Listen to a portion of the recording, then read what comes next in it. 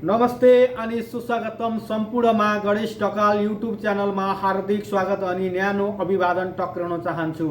आज हामी दक्षिण कोरियामा विभिन्न समस्याहरू भोग्दै आएका नेपालीहरूको समस्याहरू के छन्, कस्ता छन्, कसरी समस्याको समाधान भइरहेको छ भन्ने कुराहरूको विषयमा भण्डाफोर गर्न खोजिरहेका छौँ। आज हाम्रो बिचमा कुराकानी गर्नको लागि इपिएस कोरियन शाखाकी निर्देशक मैया कडेल हुनुहुन्छ। स्वागत छ म्याडम तपाईँलाई गणेश ढकाल युट्युब च्यानलमा। हस्, धन्यवाद हजुरलाई पनि। सरम काउन्सिलर मैया कडेल भनिराख्दा दक्षिण कोरियामा सरम काउन्सिलरले गरेका कामहरू के हुन्? 1 2 3 क्रमबद्ध रूपमा बताइदिनुहोस् न।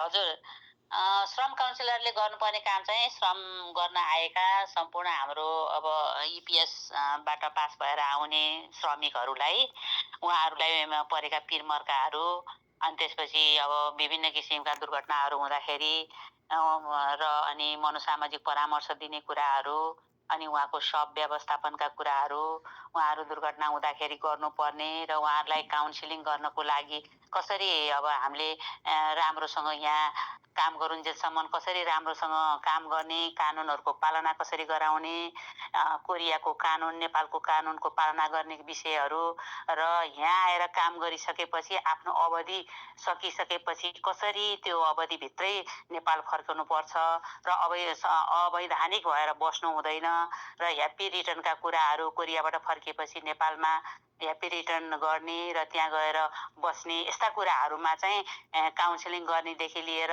पत्रचार गर्नेदेखि लिएर अब श्रमको मन्त्रालय विभाग बोर्डसँग समन्वय गर्नेदेखि लिएर परराष्ट्र मन्त्रालयमा रिपोर्टिङ गर्नेदेखि लिएर यस्ता कामहरू चाहिँ मैले गरिरहेको हुन्छु, श्रम काउन्सिलरले गरे हुन्छ।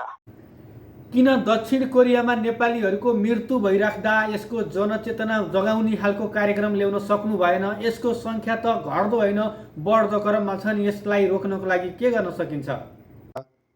हजुर, अब यो चाहिँ हामीले त्यो दुःखका साथै भन्नुपर्छ। हजुरले कुरा उठाएको कुरा पनि सत्य हो, किनभने अब हामीले जति पनि मनोसामाजिक परामर्शका कुराहरू गर्छौँ, जति तनाव हुने, डिप्रेसनमा जाने हाम्रा कामदारहरू नेपालबाट यहाँ आउँदाखेरि जुन रूपमा उहाँहरू उत्साहित भएर आउनुभएको थियो, त्यो उत्साहित नहुने, उहाँहरू एकोरो हुने र मृत्युवरण गर्ने सम्मको अवस्थामा पुग्ने अवस्था चाहिँ एकदमै जटिल अहिले चाहिँ त्यो चाहिँ प्रथम हामीलाई एउटा समस्याको रूपमा रहेको छ।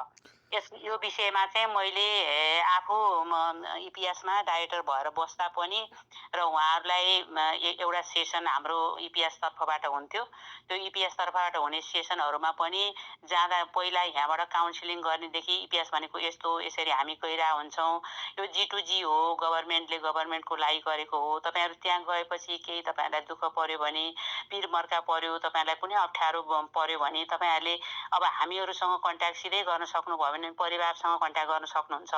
परिवारले इपिएस शाखामा गएर कन्ट्याक्ट गर्छ, इपिएस शाखाले पनि उसले कतिपय समस्याहरू उसले समाधान गरिदिन्छ, नभए पनि यहाँ दूतावाससम्म त्यो कुराहरू आइपुग्नु पर्यो। अब उहाँहरू अहिले अलिअलि आउन त थालेको छ, कतिपय कुराहरू मैले कति ठाउँमा काउन्सिलिङ पनि गरिरहेको छु।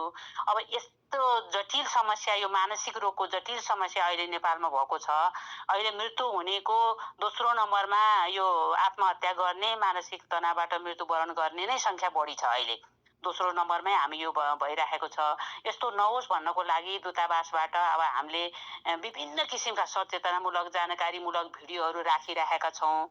अहिले पनि 5-7वटा भिडियोहरू हामीले यसो हेर्दै जानुभयो भने हाम्रो फेसबुक पेज एमबेसीको हाम्रो फेसबुक पेजमा जानुभयो भने ती भिडियोहरू हालेका छौँ, डक्टरहरूको कुराहरू हालेका छौँ। त्यसपछि अब हामीले एउटा सुनौ सिकौँ भनेर लाइभ कार्यक्रम महिनाको 2 दिन हजुरहरूको यो मार्फत पनि युट्युब मार्फत अथवा यो पनि जानकारी होस्, महिनाको 2 दिन भनेको पहिलो हप्ता आइतबार र त्यसको तेस्रो हप्ता आइतबार बेलुका 8:30 बजेबाट 9:30 बजेसम्म 1 घन्टा लाइभ कार्यक्रम छ। कम्तीमा हाम्रा श्रमिक भाइ बहिनीहरू चाहिँ त्यो समयमा, यहाँकै कोरियाको समय हो, त्यो समयमा अनलाइनमा बसेर कुराहरू सुनिदिएर आफ्नो माइन्डलाई अलिकति कुल बनाएर केही आफूलाई जिज्ञासाहरू राखेको छ, केही गरेको छ भने पनि मेसेज गरेर लाइभमै उहाँहरूले क्वेसन सोध्ने, आन्सर दिने कामहरू गर्न सक्नुहुन्छ। 2टा कार्यक्रम महिनाको 2टा हप्ता त्यो कार्यक्रम पनि हामीले चलाएको छौँ। अर्को कार्यक्रम सबैभन्दा महत्त्वपूर्ण कार्यक्रम भनेको चाहिँ अहिले व्यक्ति टु व्यक्ति कन्ट्याक्ट गरेर कसरी त्यो मनोसामाजिक परामर्श दिने। उहाँहरूले आफ्नो नाम पनि गोप्य राख्न सक्नुहुन्छ, आफूलाई परेको कुराहरू भन्न सक्नुहुन्छ र उहाँले रन्जु खरेल भन्ने मनोसामाजिक परामर्शकर्तालाई हामीले हायर गरेका छौँ। दूतावास र मन्जु खरेलको डाइरेक्ट हामीले कोअर्डिनेसनमा चाहिँ काम गरिरहेका छौँ, जसलाई चाहिँ त्यो मानसिक तनावहरू परेको हुन्छ, जो चाहिँ त्यसबाट डिप्रेसनमा जाने जस्तो अवस्था भइरहेको हुन्छ, उहाँलाई त्यो कुनै पनि काम गर्न मन लाग्दैन, रमाइलो लाग्दैन, परिवारसँगको अलिकति उहाँ टाढा हुन खोज्नुहुन्छ, यस्तो अवस्थामा चाहिँ उहाँले तुरन्त उहाँलाई फोन गर्नुभयो भने उहाँले राम्रोसँग उहाँलाई काउन्सिलिङ गर्नुहुन्छ। कतिपय अवस्थामा त काउन्सिलिङबाट पनि मान्छे फर्केर आएको, पूर्ववत अवस्थामा आएको अवस्था पनि छ। त्यस कारणले गर्दा उहाँलाई काउन्सिलिङमा गर्न सक्नुहुन्छ। उहाँलाई हामीले प्रति व्यक्तिको 500 का दरले जति व्यक्तिले फोन गर्छन् त्यो हिसाबले गरेर उहाँलाई हामीले पेमेन्ट गरेर दूतावासले हायर गरेर राखेको छ। त्यो कुरा हामीले फेसबुक पेजमा पनि उहाँको फोटोसहित राखिदिएका छौँ र कतिपय अवस्थामा मैले आफूले यो घुम्ती सेवाहरूमा जाँदाखेरि कतै जाँदाखेरि उहाँहरूलाई पनि ल तपाईँहरूको मान्छेसम्म पुर्याइदिनुहोस्, यस्तो हाम्रो छ भनेको छु। त्यहाँ आउँदाखेरि पासपोर्ट बनाउन आउँदाखेरि कतिपय अवस्थामा ल है कतिले त मलाई भेट्न पनि आउनुहुन्छ, हाम्रो साथीहरू यस्तो यस्तो भइरहेको छ, यसलाई कसरी काउन्सिलिङ गर्ने होला के गर्ने होला भनेर नि आउनुहुन्छ, यस्तो यस्तो अवस्था छ भने हुन्छ। कतिपय मैले त्यो नम्बर पाएँ भने म आफै पनि आफ्नो हिसाबले पनि काउन्सिलिङ गरिरहेको हुन्छु। यो चाहिँ उहाँहरू चाहिँ सम्पर्कमा आइदिनु पर्यो क्या, डक्टरको सम्पर्कमा आउनु पर्यो, हाम्रो सम्पर्कमा आउनु पर्यो, साथीभाइलाई भन्नु पर्यो, परिवारहरूलाई भन्नु पर्यो, साथीभाइले पनि थाहा पायो भने सूचना दिनु पर्यो। यस्तो भयो भने चाहिँ अलिक कम हुन्छ। जति जति हामी गरिरहेका छौँ यस्ता घटनाहरू चाहिँ आइरहेछ, त्यसको लागि चाहिँ हामीलाई पनि दुःख लागेको छ। मलाई धेरै साथीहरूले भन्नुहुन्छ, फोन गर्नुहुन्छ, यो प्रश्न सोधिदिनुहोस् न भन्नुहुन्छ। यो मेरो मात्रै प्रश्न होइन, हजारौँ नेपालीहरूको प्रश्न हो। दक्षिण कोरियामा नेपालीहरूको बसाइ अझ सहज र व्यवस्थित बनाउनको लागि तपाईँ लगायत श्रम काउन्सिलरले के काम गरेका छन् र कस्ता भूमिका खेलेका छन् बताइदिनुहोस् न अलिकति। हजुर, यो चाहिँ अब हामीले कसरी व्यवस्थित बनाउने, कसरी वैधानिक बनाउने भन्ने विषयमा हामी लागिरहेछौँ। अहिले यो ह्याप्पी होम रिटर्नको कार्यक्रमहरू पनि आएको छ। अब हामी वैधानिक रूपमा बसौँ, जस्तो एकचोटि इपिएस पास भएर आइसकेपछि अब 4 वर्ष 10 महिना भनौँ, पहिलो 3 वर्ष कार्यकाल, पछि 1 वर्ष 10 महिना थपेर 4 वर्ष 10 महिना उहाँहरू बस्न पाउनुहुन्छ। त्यो अवधि भनेको वैधानिक अवधि हो। त्यो वैधानिक अवधिमा पनि उहाँहरू आउने बित्तिकैदेखि अलिकति काम बढी भयो अथवा धेरै दूर दराजमा भयो। अब हाम्रो यहाँ सोलमै त्यो पहिलो काउन्सिलिङै हाम्रो भएको रहन्छ भन्ने चाहिँ म यहाँ आएपछि अलिकति मैले बुझेँ क्या। मेरो आफ्नो व्यक्तिगत तर्फबाट उहाँहरूलाई आउँदाखेरि त्यो इपिएसको डाइरेक्टरको हिसाबले मैले त्यहाँ गएर क्लास लिँदाखेरि मैले त भन्ने गरेको थिएँ, किनभने तपाईँहरूको सपना सोल देख्नुभएको होला, सोलमा गएर तपाईँहरू काम गर्न पाउनुहुन्न, एउटा डेभलप कन्ट्री देख्नुभएको होला, तर तपाईँहरू त त्यहाँ कोरियन नागरिकले काम नगरेको, उहाँहरूले काम गर्न इच्छा नरहेको साना तथा मझौला उद्योगहरू जुन चाहिँ सौलदेखि धेरै टाढा दूर दराज गाउँमा नेपालको जस्तै अवस्था, त्यस्तो अवस्थामा गएर तपाईँहरू एकान्तमा गएर त्यस्तो एउटा कम्पनीभित्र मात्रै सीमित भएर अनि काम गर्नुपर्ने हुन्छ। फेरि त्यसमाथि पनि अब हाम्रो देशमा जस्तो तपाईँहरूलाई अब अलिकति सहज छैन यहाँ। अब कोरिया जापान भने तपाईँहरूलाई थाहा छँदैछ, अलि उहाँहरू पनि आफै खट्नुहुन्छ। फेरि मैले कम्पनीमा गएर हेर्दाखेरि देखेको, मैले अनुभव गरेको पनि उहाँहरू जति हाम्रा कामदारहरूसँग हुनुहुन्छ उहाँहरू साउ पनि त्यत्तिकै खटेको चाहिँ देखेको छु। कतिपय अवस्थामा हाम्रा कामदारहरूले पनि हामीलाई भन्नुहुन्छ उहाँ साउ पनि सँगसँगै काम गरिरहेको हुन्छ, त्यस्तो अवस्था छ।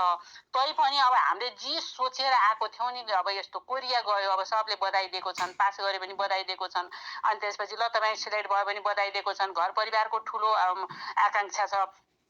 त्यो आकाङ्क्षाहरू अनुसार यहाँ आएर गर्दाखेरि उहाँहरूलाई त्यो नपाउँदाखेरि उहाँहरू अलिकति तनावमा जाने, डिप्रेसनमा जाने यस्तो अवस्था हुन्छ। तर तपाईँहरू आफ्नो अवधि पुरा गरिसकेपछि अब यहाँ आइसकेपछि उहाँहरूले कामै गर्नलाई भनेर आएको हो। तपाईँहरूलाई केही समस्या भयो भने सरकार छ, कोरियन सरकार पनि छ, नेपाल सरकार पनि छ। कोरियाले पनि श्रम कानुनलाई उहाँहरूले एभोइड गरेर अथवा श्रम कानुनको उल्लङ्घन गरेर कुनै काम पनि कुनै देशको, हाम्रो देशको मात्रै होइन, यो त 17वटा देशबाट इतिहासबाट यहाँ आउँछन् काम गर्नको लागि। उहाँहरूलाई कुनै पनि कानुनमा तलमाथि गर्नुभएको छैन कोरिया सरकारले पनि, र नेपाल सरकारले पठाएको हो। हामी पनि यहाँ छौँ, प्रतिनिधिको रूपमा छौँ। उहाँहरूलाई केही पर्दाखेरि हाम्रो कानुनले अथवा कोरिया कानुनले भएको न्याय दिलाउनको लागि हामी पनि तत्पर छौँ। त्यसकारणले गर्दा आफ्नो अवधिसम्म राम्रोसँग काम गरेर केही पैसा जो गरेर नेपाल पठाएर भोलि तपाईँ चाहिँ त्यहाँ गएर जुन सपना यो कोरियामा देखेर आउनु भएको थियो, फेरि नेपालमा त्यो सपना पुरा गर्नको लागि एउटा उद्योगपति भएर, एउटा व्यवसायी भएर थोरै लगानी गरेर आफूले सिकेका सिपहरू देखाएर नेपाल राष्ट्र बनाउने हो, नेपाल बनाउने हो, पछि गएर नेपाललाई समृद्ध गर्ने हो। त्यसकारणले गर्दा तपाईँ यहीँ हतोत्साहित भएर यहीँ आएका यस्ता फुलहरू भर्खर फुक्रेर आएका भर्खरका युवा जवानहरू यहाँ आएर त्यस्तो डिप्रेस भएर त्यस्तो गर्नुभयो भने दुवै देशलाई अथवा यो सिस्टमलाई पनि घाटा हुन सक्छ।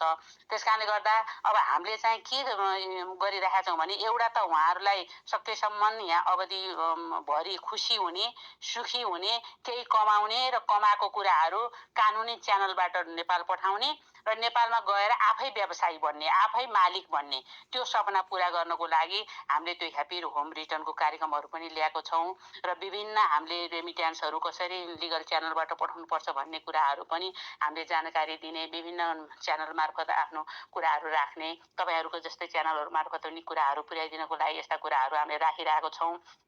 र नेपाल सरकारले पनि फर्केर गइसकेका हाम्रा रिटर्नीहरूको अझ कोरियाको त भन्नुहुन्छ भने यो माइग्रेसनहरूको एउटा च्यानल उहाँहरूको कोरियाबाट रिटर्न भएकाहरूको च्यानलहरू पनि छ। उहाँहरू 2-4 जना मिलेर उद्योगहरू गरेका पनि छन्, व्यवसायहरू राम्रो गरेको पनि छ।